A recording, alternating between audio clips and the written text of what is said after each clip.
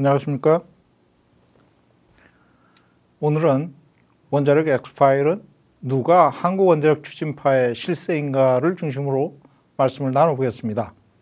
누가 원자력을 추진하는 핵심 실세인가라는 내용인데요.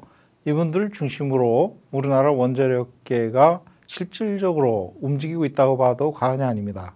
그렇다면 이분들은 어떤 인맥과 네트워크로 구성이 되어 있을까?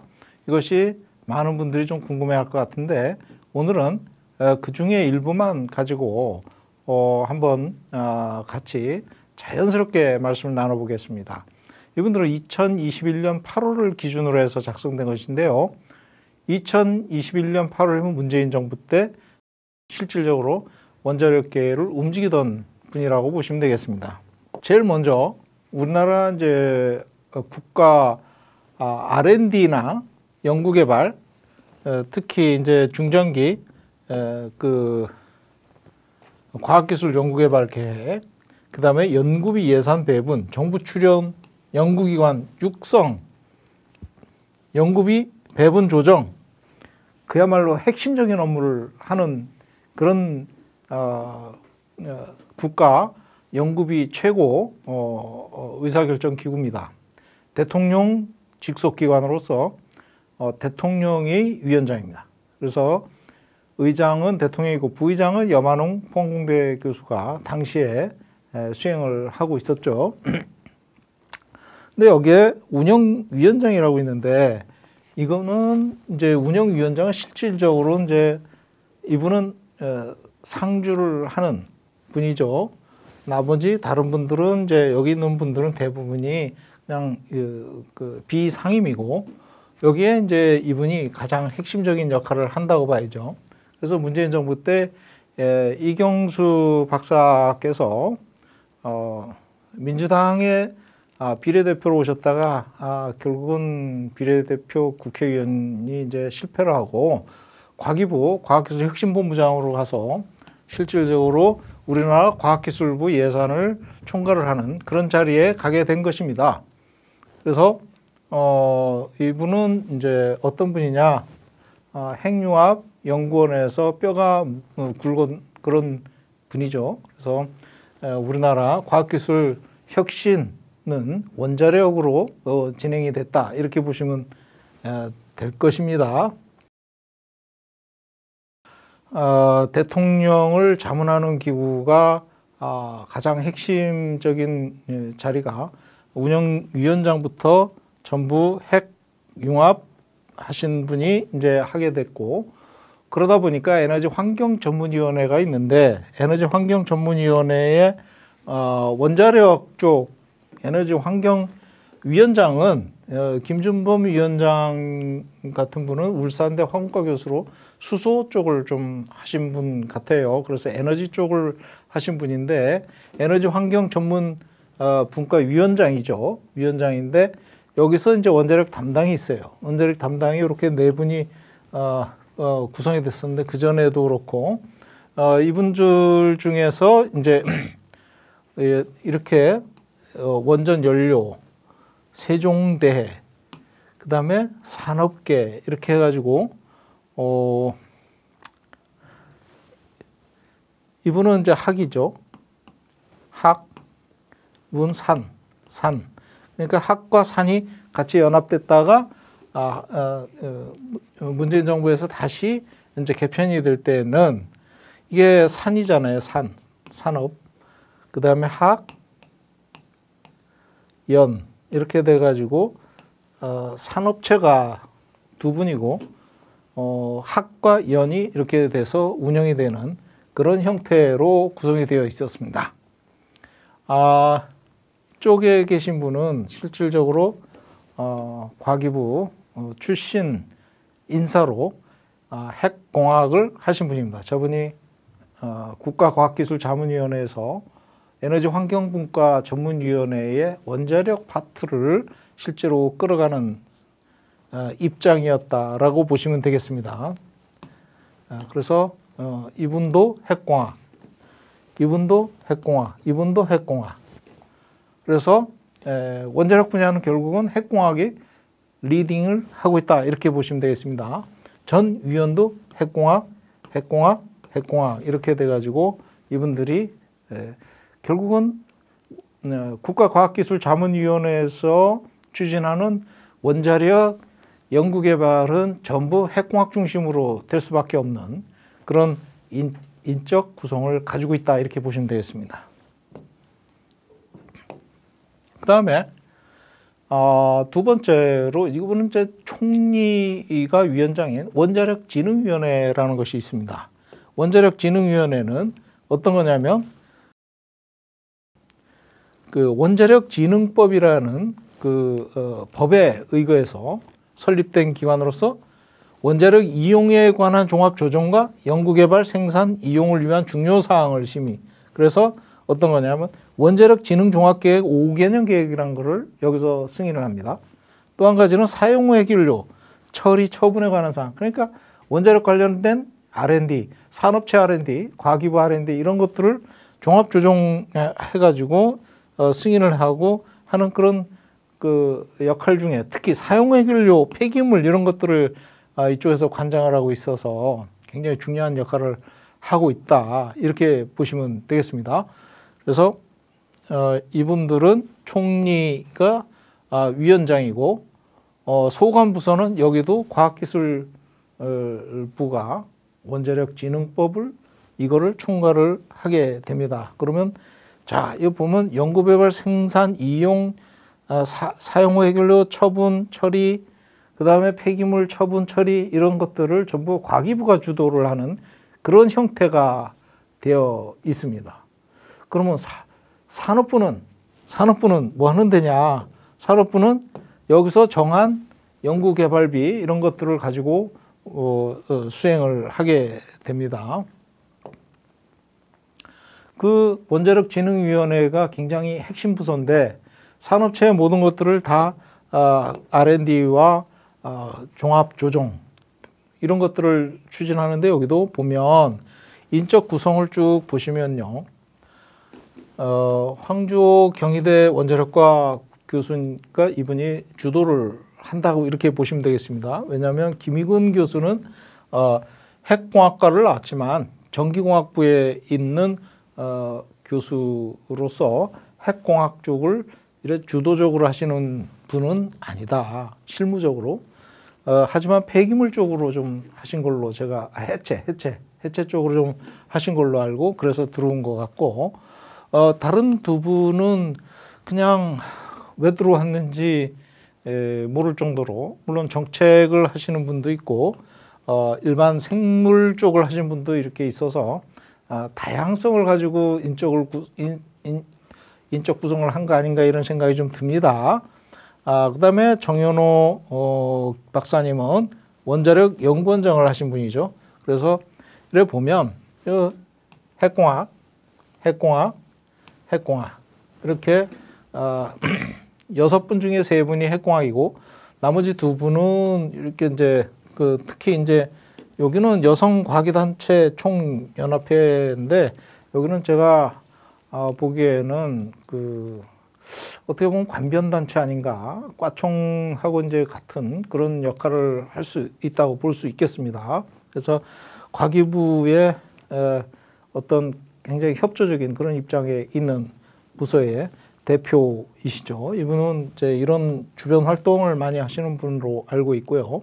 그래서 굉장히 협조적인 가운데에서 결국은 정현호 전 원자력 연구원장은 이제 어떻게 보면 원로급으로 이제 들어가 계신 분이고 실제적으로 황주호 교수가 주도를 하게 됩니다. 문재인 정부에서 원자력 진흥을 주도를 하게 됐고 이런 인적 구성으로 실제로 윤석열 정권에서 이분은 한 단계 더 도약을 한다 그럴까요? 한수원 사장으로 가시게 되죠. 한수원 사장. 예. 나중에 뒤에 또 설명이 나옵니다. 그 다음에 총리 자문기구로 국가안전안심위원회라는 것이 구성이 됐습니다. 여기는 총리령으로 훈령으로 이제 설립된 것이라서 법령으로 구성된 대통령 과학기술위원회하고 그다음에 진흥위원회하고는 좀 격이 다르지만 그래도 총리가 운영을 하는 것이고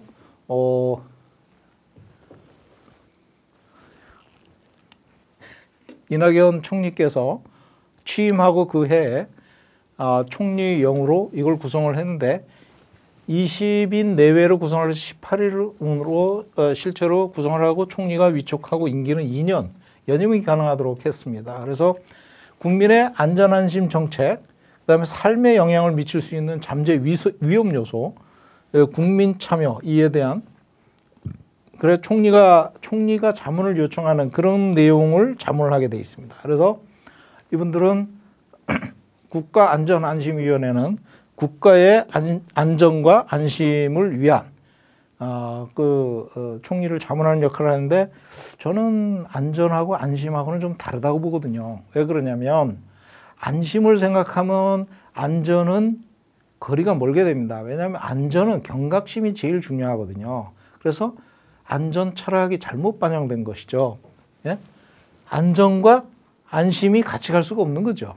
안전을 위해서는 경각심이 따라가야 되는 건데 안심이 따라가서는 큰일 나는 거죠. 그러니까 이거는 안전 철학이 기본부터 잘못된 거죠. 그래서 결국 2020년에 총리께서 이낙연 총리가 내려오면서 같이 폐지가 된 것이 아닌가 이런 생각을 합니다.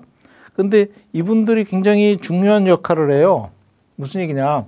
국가안전안심위원회 멤버들을 보면 이게 또 문재인 정부 철학과 어떻게 맞느냐 이런 생각을 할 수밖에 없는데 이분들이 자 노란색 있는 분들 있잖아요. 이분들은 전부 교수 분들이시고 특히 이분은 과기 한림원장까지 하신 분이고 장순웅 한양대 총장 한동대 총장이면 핵공학과 교수죠.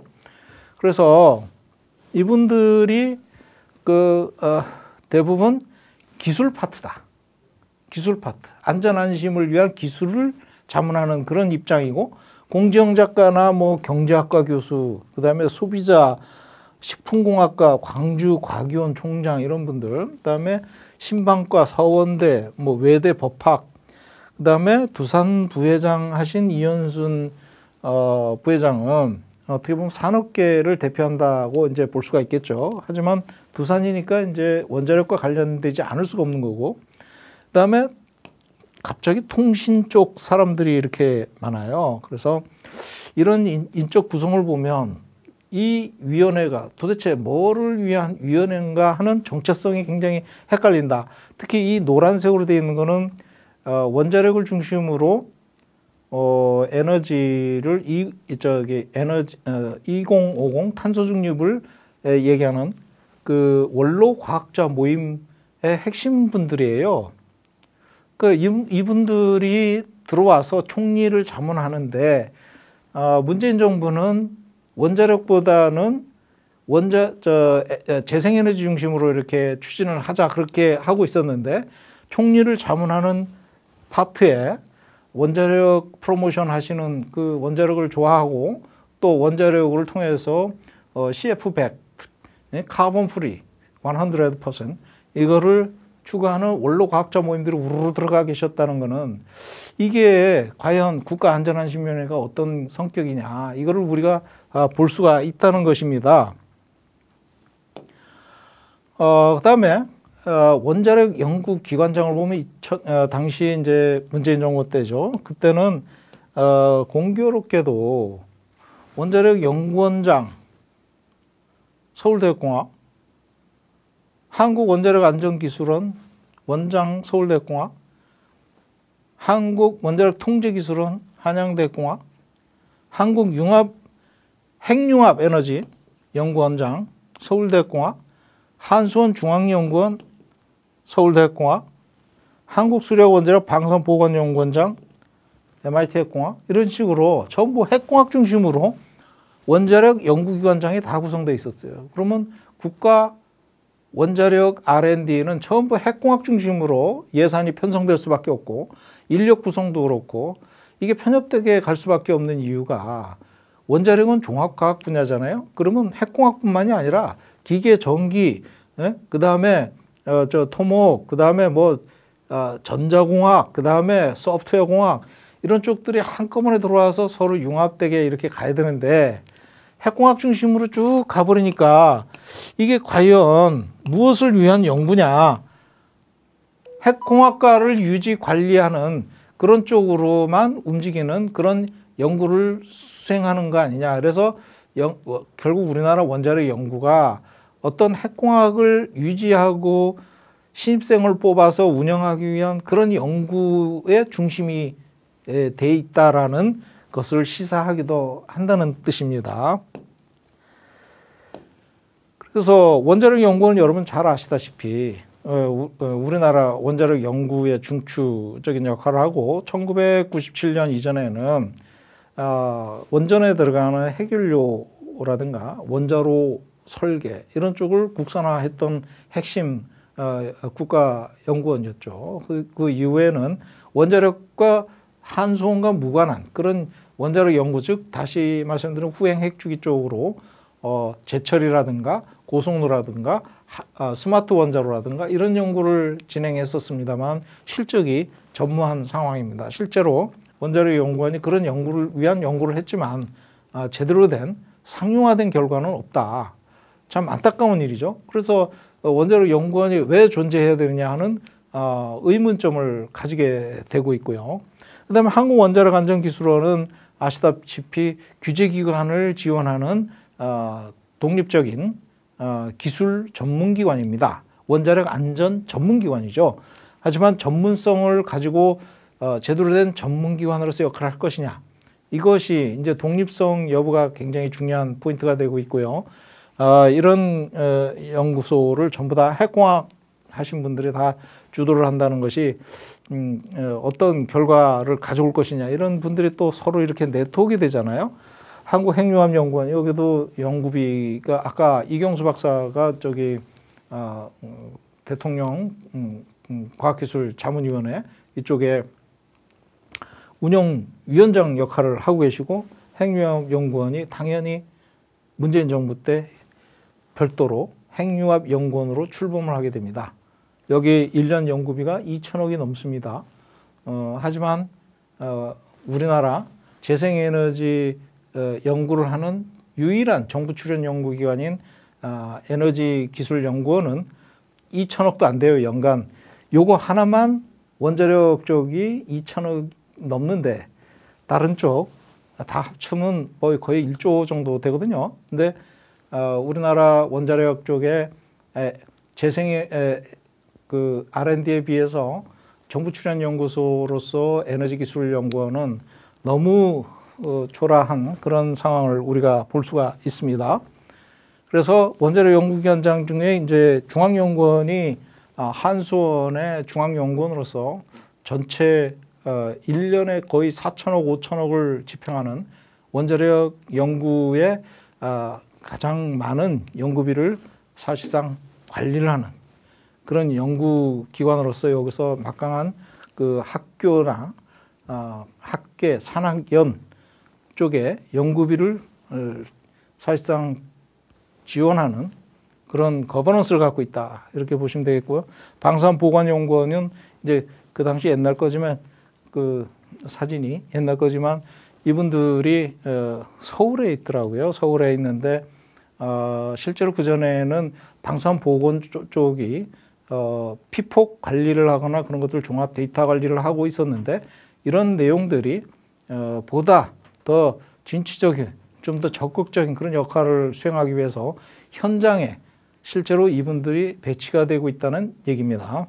그래서 뭐 좀 더 나은 방향으로 가고 있는 것 같습니다. 다음에는 어떤 토속, 그러니까 뭘까요? 고향 중심으로, 지연 중심으로 이제 이렇게 바라보면 원자력 강원도입니다. 강원도 출신이 좀 이제 원자력계 핵심 세력으로 이렇게 등극을 했던 이유는 아마 다들 정치적으로 이광재 의원께서 핵융합을 굉장히 좋아한다는 소문이 있습니다. 그리고 원자력도 마찬가지가 되겠죠. 당연히 이제 정재훈 한국수력원자력 주식회사 사장이 산자부 원자력 에너지자원 실장까지 하시고 퇴직한 분인데 차관 보호까지 경험했지만 한수원 사장으로 이제 왔습니다.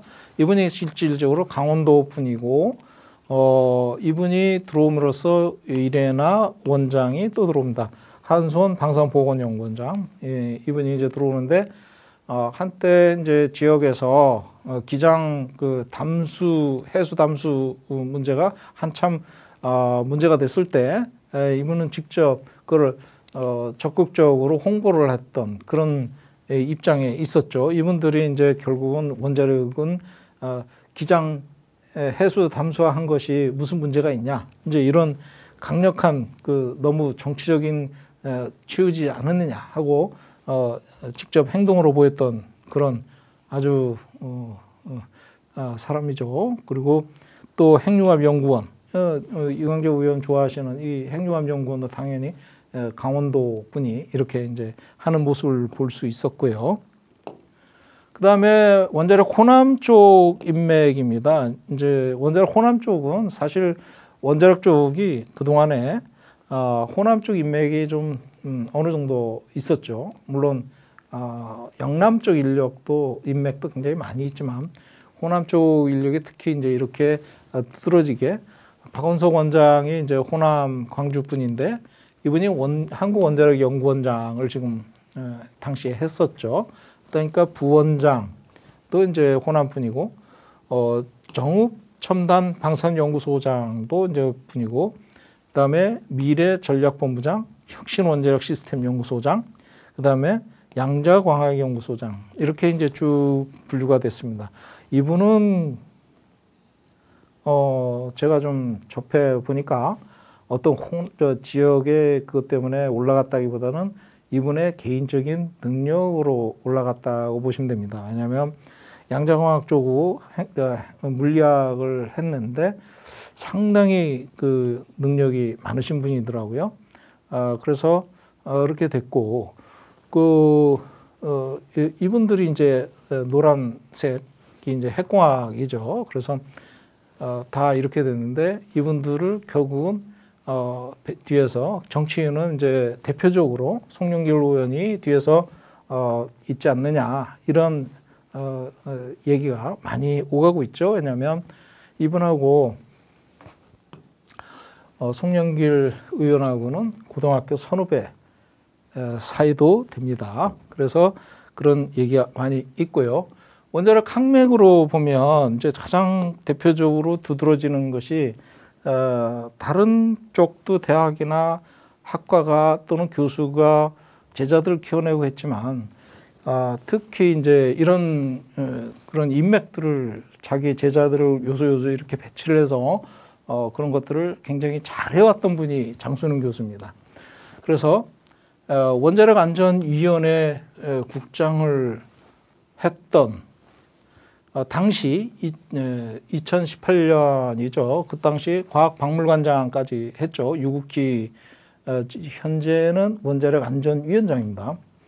그다음에 백원필 박사는 원자력연구원 부원장까지 했던 분이고 정용 교수 카이스트 핵공학과 교수로서 굉장히 많이 알려져 있죠.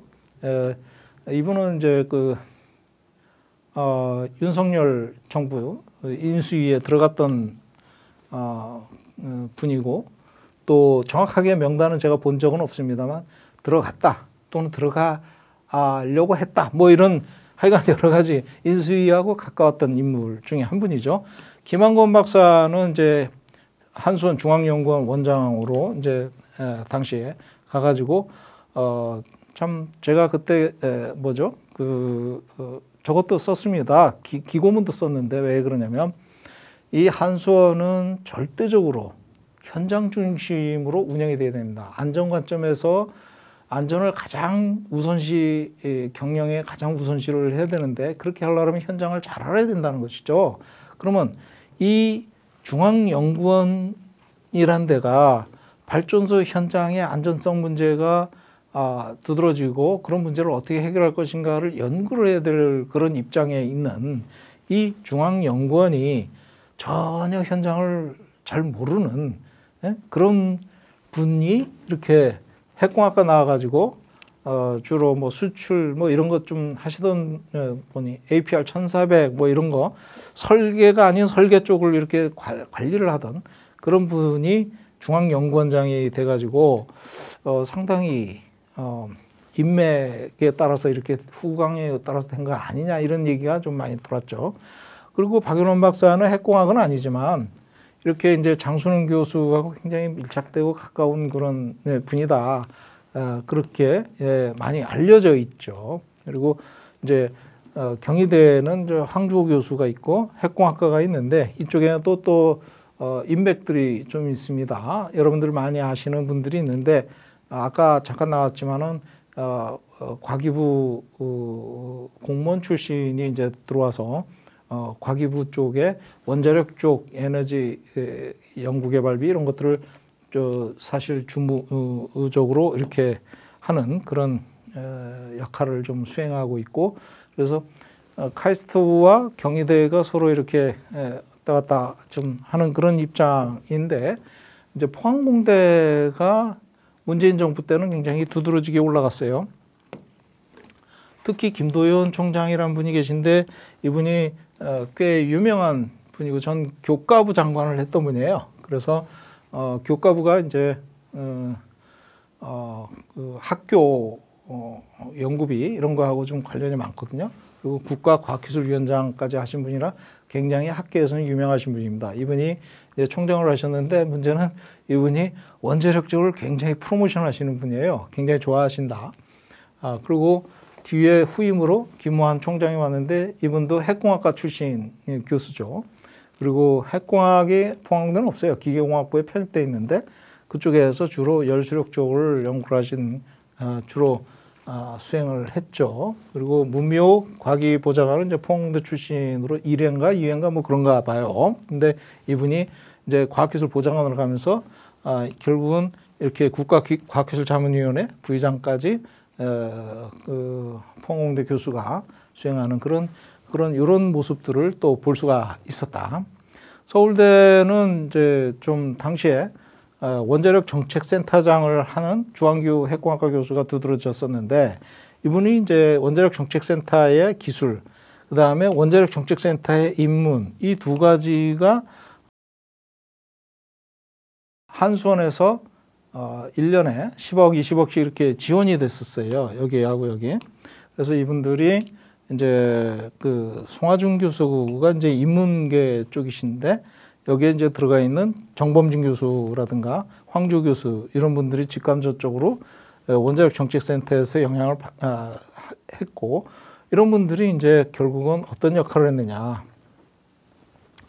문재인 정부 내내 탈원전 정책에 대한 반대를 주도적으로 하는 그런 핵심 인사가 됐고 윤석열 정부 들어서면서 당연히 원자력 쪽의 리딩 그룹이 되고 있습니다.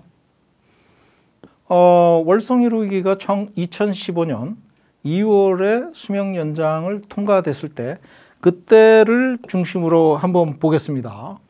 2015년 2월 박근혜 정권 때 월성 1호기가 제35회 원자력안전위원회를 통과합니다. 이때 수명 연장의 주역들이 당시 원자력안전위원장이 이은철 서울대 원자력공학과 교수가 실제로 총대를 맨 거죠. 그렇게 해가지고 통과가 됐는데 당시 원안위원들을 보면 이렇게 인적 구성이 되어 있습니다.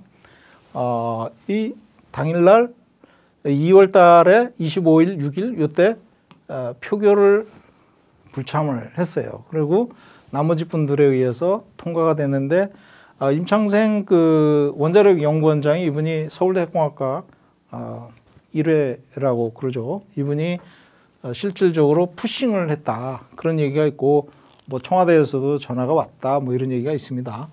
여기에 들어가 있는 조성경 씨는 이제 교수인데 명지대 교수인가 그렇죠. 근데 이분은 박근혜 정권 때 이렇게 원안위원을 하고 적절치 못한 그 어떤 그 뭐죠 이에 상충되는 한수원의 부지 선정위원으로 들어가서 자문을 한 것이 알려져서 결국은 월성 1호기 수명 연장 자체가 무효화됐다 하고 얘기가 됐는데 당시에 이분은 원안위원이었고 문재인 정부 들어서는 에너지위원으로 산업부 에너지위원으로 활동하다가 윤석열 정부 들어서니까 드디어 과학기술 비서관으로 청와대로 입성을 하신 분이죠. 그 김용환 사무처장은 월성 1호기 수명 연장 통과시키고 소문이 있었어요. 뭐 산업부 차관이 차관급으로 승격한다더라. 뭐 이런 얘기가 있었는데 실제로 이분은 당시 사무처장 1직급이죠. 실장급이었는데 나중에 원자력안전위원장 차관급이죠. 위원장으로 발탁이 됩니다. 그리고 사무처에서 당시 유국희 안전국장이면 이제 실질적으로 실무적으로 총괄을 했던 분이죠. 이분이 나중에 그 수명 연장 잘못됐다 이래가지고 이분이 이제 다른 이유도 있었습니다만 과기부로 이제 넘어가게 됩니다. 과기부로 넘어갔다가 나중에 다시 원자력 안전위원장으로 문재인 정부 때 입성합니다. 어떤 이유가 있었을까요? 이해가 가지 않는 부분이죠. 왜냐하면 월성 1호 수명 연장 자체가 안전성, 특히 R7이라든가 최신 기준 적용이 미흡한 것을 그냥 통과시켜 준 거거든요. 그러면 이분이 가장 책임자거든요. 이분이. 근데 문재인 정부 때 이분이 원자력 안전위원장으로 돌아옵니다. 그다음에 손명선 심사과장 당시에 이분은 문재인 정부 때 습격이 돼가지고 지금 원안이 안전기획정책국장 그쪽을 가장 핵심 부서를 지금 하고 있고 차기 원자력 사무처장 원안이 사무처장으로 지금 물망에 오르고 있는 사람입니다. 예. 그리고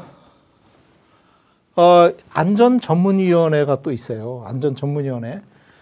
장순웅 교수가 당시에 위원장을 했었는데 박근혜 정권 때 이분은 인수위원이었기 때문에 과기 정책 이런 분야 전체를 실질적으로 거버넌스를 갖고 있었던 분이에요.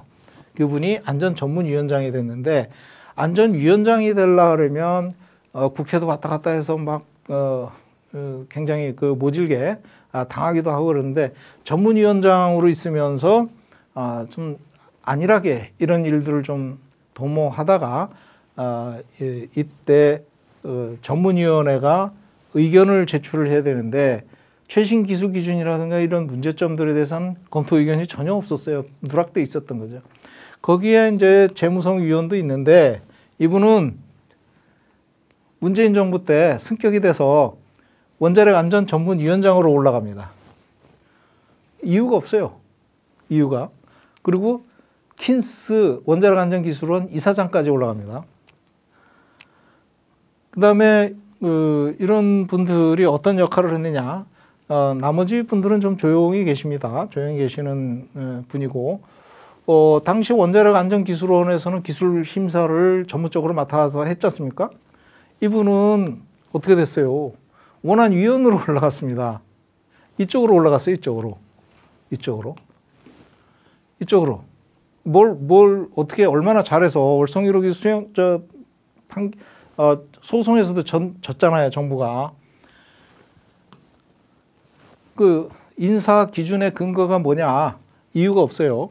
자, 성경 검증 단장은 이분은 원자력 안전기술원 원장까지 올라갔습니다. 이 자리로. 김인철 이 양반은 지금 실장까지 올라갔고요. 어근선 이분은 PM이었는데 원자력 안전기술원 원장 요번에 냈다가 안 됐죠. 그리고 이런 분들이 이제 쭉 있고 나머지는 뭐 다 조용히 계신 분들입니다. 그래서 안타까운 것은 월성 1호기 수명 연장 주역들이 전부 다 뒤에 승격이 됐었는데 그럼 인사의 원칙이 뭐냐? 이거는 분명히 잘못된 거잖아요. 잘못된 거. 네? 수명 연장을 심사를 잘 못한 이분들이 다 잘 못한 건데 이분들이 다 승격했어요. 그런 게 전혀 어디에도 없다. 어째서 그럴까요?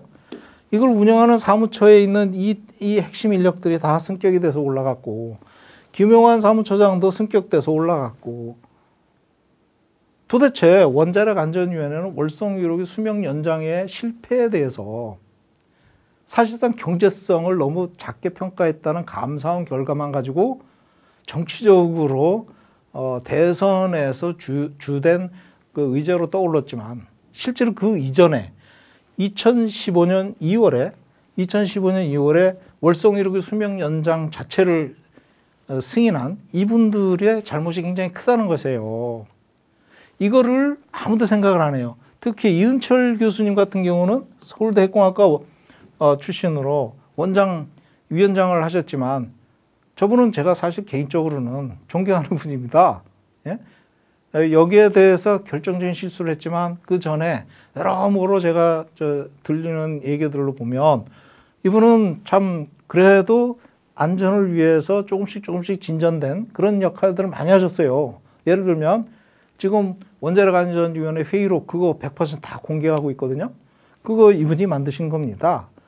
그리고 뭐 여러 가지 좀 일들이 좀 많이 있어요.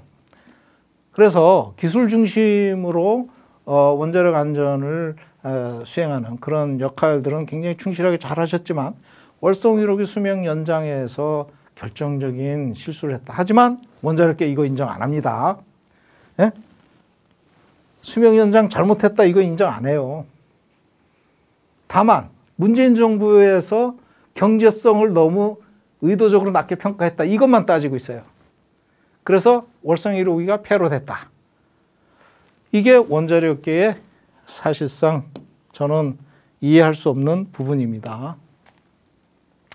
정재훈 사장이 작년에 한수원 원전안전자문위원회를 구성해요. 네? 원전안전자문위원회.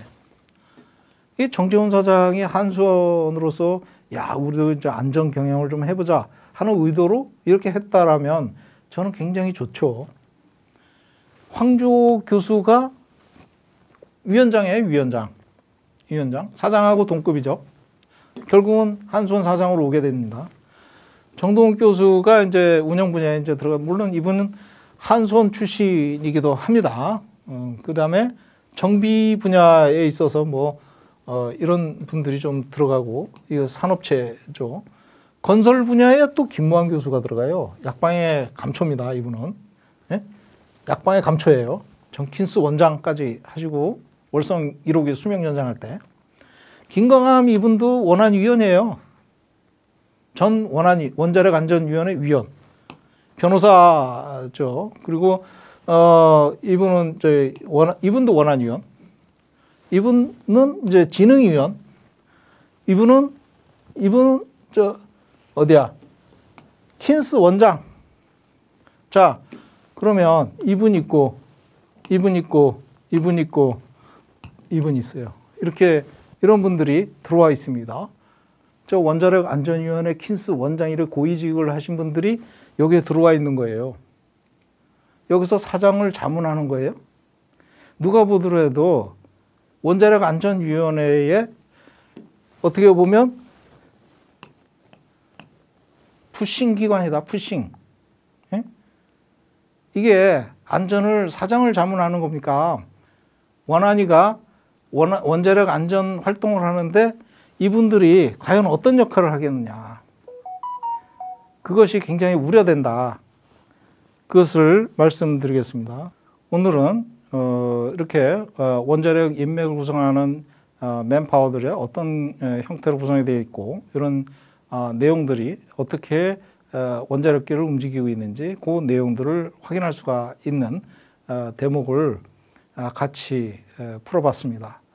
이분들에 대해서 뭐 여러 가지 얘기가 많이 있습니다. 하지만 우리가 좀 더 다양성이 보장되는 특히 한수원 같으면 현장 중심으로 원자력 안전 이런 부분들을 좀 더 고민하고 실질적으로 모색을 하는 그런 자리가 돼야 할 것인데 너무 연구개발 중심으로 이렇게 가는 그런 모습에서 원자력 안전을 과연 누구한테 맡겨야 될 것이냐.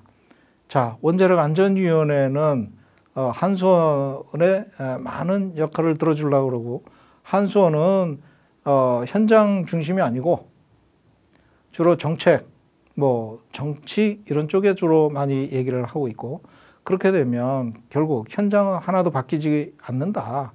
그러면 현장은 누가 바꿀 것이냐? 결국은 시민사회가 나서서 요구하고 주장하지 않으면 아무것도 안 됩니다. 그래서 이런 전문가라고 하는 그런 자기네들 스스로의 어떤 고유 영역, 이걸 딱 구축을 해놓고 너희들은 남들은 못 들어와 뭐 이렇게 만들어 놓고 알아서 마음대로 하는, 즉 원자력 산업계의 모든 것을 다 맡겨놓는 그런 형태의 원자력 산업은 굉장히 위험하다, 이렇게 볼 수가 있고, 이것이 투명하게 관리가 되고 이런 모습들이 어떤 합리적이고 상식적이고 이런 관점에서 원자력 정책이 추진돼야 되고, 또 핵공학 중심의 인적 네트워크에 의해서 추진되는 것이 아니고, 보다 다양한 원자력계의 인력들이 서로 모여서 원자력의 산업에 좀 더 사회적 책임성을 갖고 하나의 양쪽인 플러스 양지만 바라보고 이렇게 가는 그런 원자력계의 모습이 아니고, 음지도 생각하고 시민의 안전도 생각하는 그런 모습으로 가야 좀 더 성숙된 원자력 산업계가 될 수 있다. 이런 측면에서 오늘은 원자력 산업계 인맥을 좀 여러분과 같이 바라보는 시간을 가졌습니다. 오늘 여기까지입니다. 감사합니다.